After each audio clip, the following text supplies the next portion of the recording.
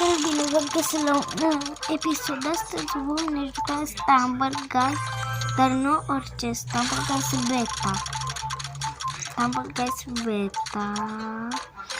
Hai să vedem. Am multe skin-uri.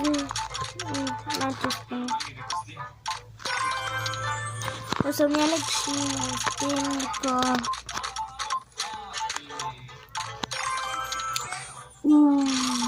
l-a dat pe Ovidiu 700. Ovidiu 700.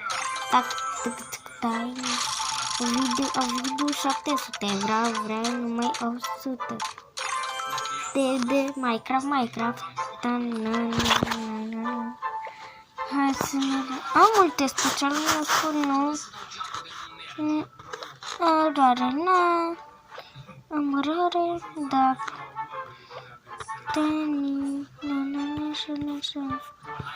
Și o să fac și un pic.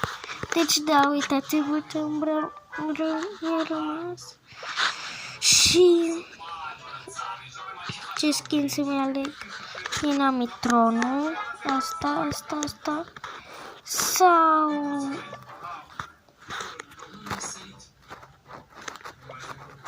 ăla. Asta. Îi dăm aici frumos. O să vă arăt scheme care nimeni nu le știe.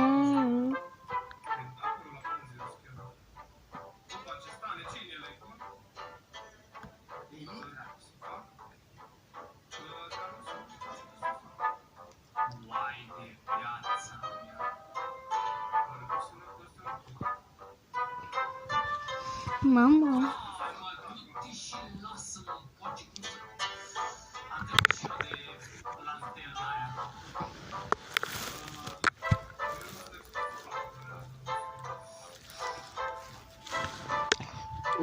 Nu trebuie să te grăbești.